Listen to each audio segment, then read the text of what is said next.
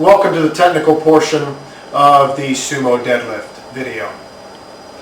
The Sumo Deadlift is very similar biomechanically to squatting, which is why they complement each other so well. It is often said that a Sumo Deadlift is just like the squat with the bar in a different place. Instead of on your back, it's in your hands in front of you. Now, that statement is a little bit of an oversimplification, but in many ways they are very similar. The greatest difference is going to be in hip position, but everything else is very similar. I'm going to break this down into three parts: proper setup, the ascent, lifting the bar off the ground, and then the descent, setting the bar back down properly. With that said, let's get started. The first thing I want to discuss when it comes to proper setup for the Sumo Deadlift is foot spacing. Distance between your heels as well as toe spay, the degree of which your toes are pointed out. Now, if you've watched anyone Sumo Deadlift, a variety of people Sumo Deadlift, you'll see there's a wide variation here on how narrow or how wide trainees place their feet. What I want to teach you is a foot position that allows you to perform the lift in a way that allows you to generate the most force possible in a safe manner as possible. There are other variations that you could use as far as width to allow you to lift more weight potentially, but the trade-off there is going to be an increase in risk, particularly to the knee structure. I want to teach you a position that will allow the forces to be distributed as evenly as possible throughout the entire body, specifically between the leg musculature and the lower back musculature. Again, you may be able to go wider than what I'm going to recommend, or narrower for that matter, but most will try to go wider in order to shorten the range of motion to lift as heavy a weight as possible. If you can do that safely, that's fine. But in my experience has taught me, there again is a narrow range here that allows you to accomplish the two goals that I'm after: as much force production as possible, as safely as possible. In a very similar fashion that I teach the squat, I'd start trainees out in what I call a medium wide stance, a stance that is slightly wider than your shoulders. It is a stance that will generally work for most people when they squat, and will generally work for most trainees on the deadlift. That stance for me is about right here. Now, when I deadlift, I actually go slightly wider than this. I can do that with any problems to my knees, and it allows the force to be distributed evenly between my lower back and my leg musculature. Also, toe spay is going to be an individual thing. Start off with them slightly turned out, and then you're going to have to adjust from there. And what is going to determine that is how you can keep the knee, the ankle, the knee, and the hip joint aligned. They must stay in alignment for you to generate as much force as possible, as safely as possible. With that said, you can see these lines right here, these rings, are standard on Olympic bars. I am slightly inside the ring. Again, a very good starting point for most people. Now, the variation from here for most trainees is going to be a little more narrow or slightly wider. Now, you will see trainees go all the way out to where they're almost touching the plates with the toes well turned out. Now, you can do that safely if you have the flexibility in your inner thigh and the strength in your glutes and posterior kinetic chain to hold the knees out so that they stay in alignment between ankles, knee, and hip. Again, that is the key. And in order to do that, you can see how far out I have to push. I'm actually doing it with my hands. How far out you have to push the knees. Very difficult position to hold and to maintain, especially when you start the ascent, because the knees will try to bend in. And that will cause all kinds of problems in your knees, particularly with the cartilage. Now, going back to our medium wide stance, right here, it makes it much easier to keep the knees out at the bottom position. Just like this. These knees must be held out when you sumo deadlift. Very similar to the squat. Again, aligning the ankle, the knee, and the hip so that the weight is distributed properly. So I suggest start off with a medium wide stance, toes slightly turned out, and you may vary it from an inch or two wider to an inch or two more narrow. Again, dependent on how you can keep the ankle, the knee, and the hip aligned at the bottom position as well as during the ascent. Once you've established the proper foot position, there are basically two ways to go down and get the bar to start the lift. One way is to go ahead and set your lower back at the top by arching, eyes are straight forward, and then what you want to do is you push your knees out to the sides and allow your torso to bend over. You must pivot at the hip. You cannot maintain a perfectly upright position when you deadlift. It is not naturally human movement. You're going to get a discrepancy in how the hips are trying to function and in the relative knee position, relative position of your knees relative to the ankle joint. So what you want to do is you want to arch your back, and as you start to descend, you push your knees out to the sides, allowing the torso to bend over. The butt will shoot back, and then you can grab the bar. If you want to peek down and look at it, that's fine. A lot of the coaches will go down, will teach just to go down and grip the bar. You may be able to get a symmetrical grip that way. I suggest taking a peek while maintaining this position. Now, before you begin the lift, you need to take a giant breath to create intra-abdominal pressure, which will help stabilize your torso. And you must create whole body tension. You do that by flexing every muscle in your body. It starts in your hands. You want to grip the bar like you're trying to squeeze the juice out of it. You flex your legs, you flex your muscles in your lower back, your upper back, and then you're ready. From here, take a big breath. Now I'm going to have to leave the breath out so I can talk. You want to keep the knees pressed out to the sides and drive through the heels. Like that. Let's do that again. Eyes straight forward. Grip the bar tight. Flex your legs. Flex your leg muscles. Flex your lower back muscles. Flex every muscle in your body. Big breath. And squeeze the bar off the ground. Go ahead, and I want to show you the second way to go ahead and set up and get the bar off the ground. And some lifters prefer to do it this way. Once establishing the proper foot position, you can go ahead and reach down and establish your grip. And as you can see, you know, my lower back and my hips are nowhere near the position they need to be. Once the grip is established, what you can do, push the knees out to the sides, arch your back, and bring your hips into position. This works just as well as the other way. From here, you'll take a big breath, and you will slowly torque the bar off the ground. As so.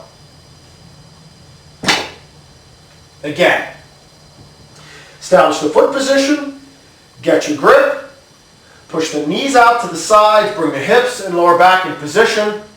As mentioned earlier, creating whole body tension, taking the breath, and then torquing the bar off the ground.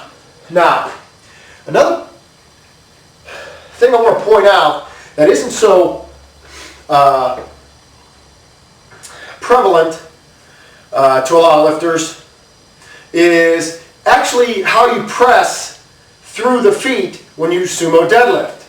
When you're sumo deadlifting, your legs aren't perfectly, your feet and legs aren't perfectly under your hips. The legs are spread, creating a sort of pyramid.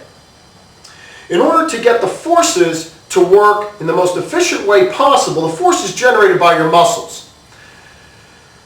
To work in the most efficient way possible is to think of pressing out not straight down. As you can see, if I try to press straight down, the forces are not going to be distributed properly.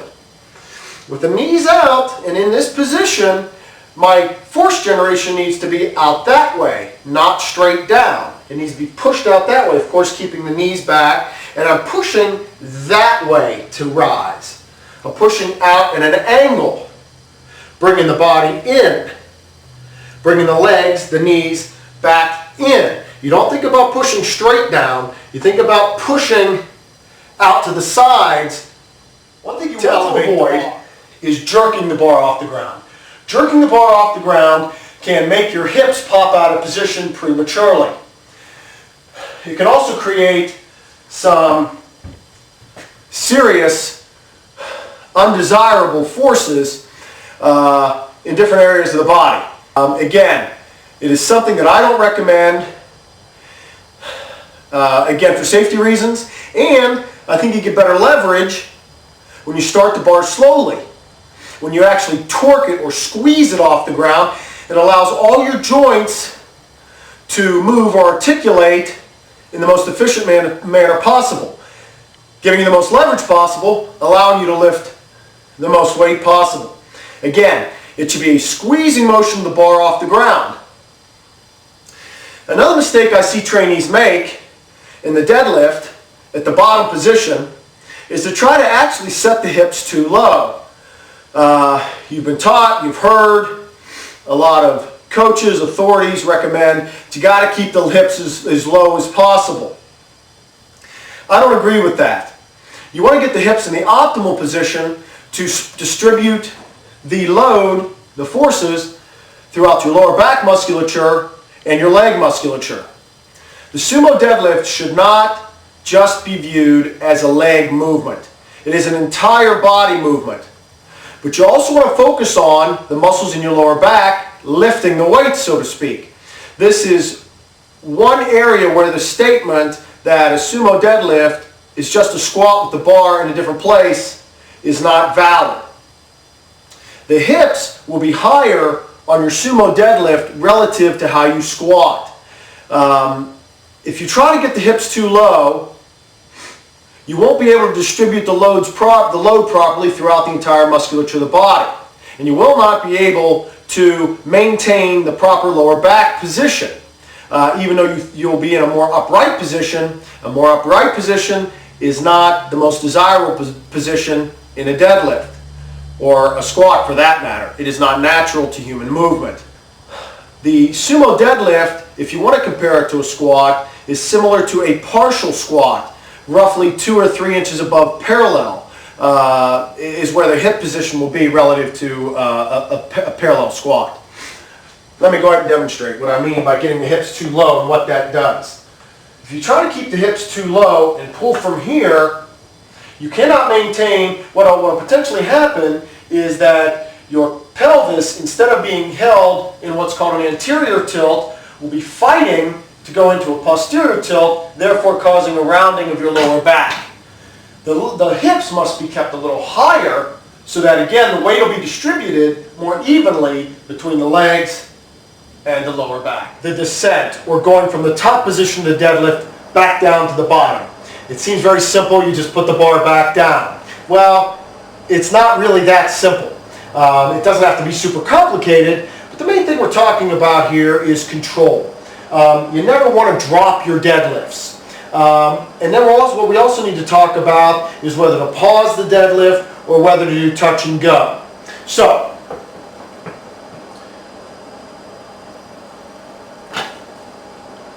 to go from here back down to the bottom, you want to maintain your rigidity and you want to come down under control.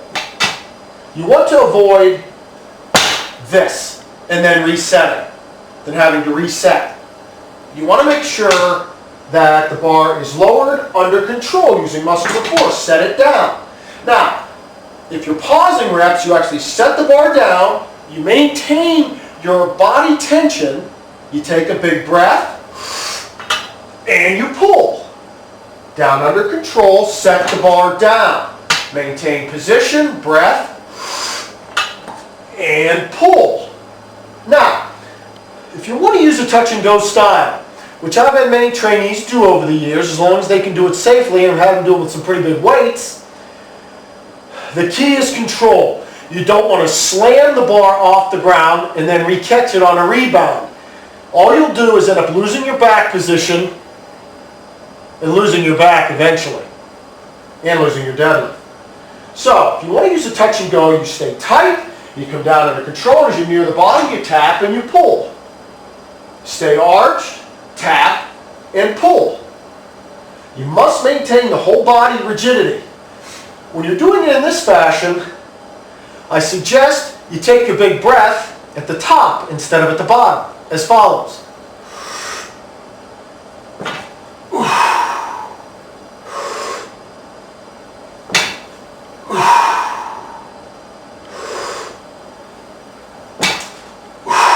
Very similar to a squat. Now, when you're pausing them off the bottom, the breath is taken down here.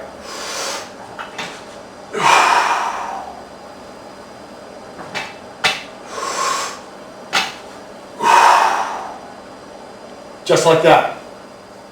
One of the things you must not do under any circumstance when you're performing the sumo deadlift, or any deadlift, or any type of bent knee deadlift for that matter, is to allow your lower back to come out of what is called spinal extension, or being arched. You want to try to avoid that at all costs. Even with many of the power lifters that I've worked with, when we pull in competition and pull our top end lifts, you want to accomplish that without going into a rounded back. Now when you're working at your absolute peak, that may happen in a competition, but we try to avoid it at all costs, and it should be avoided at all costs in training. What I'm talking about is when you get to the point, either through lack of concentration, fatigue, or just simply that you're handling a weight that's too heavy to where the lower back does this. You need to avoid that at all costs. You may be able to get away with that. Some lifters can get away with that, even for a certain period of time. But the damage it's doing, not only immediately, but what will accumulate over the long haul, will stop you from deadlifting potentially forever, as well as doing a lot of other exercises forever. So, you never ever compromise your low back position to make a lift. If the weight's too heavy, the weight's simply too heavy if you can't hold that position. If it's a lack of concentration, then you better get your head screwed on right. If it's fatigue, then you got to stop the lift. It's that simple. So you never ever want to compromise the proper position of your lower back.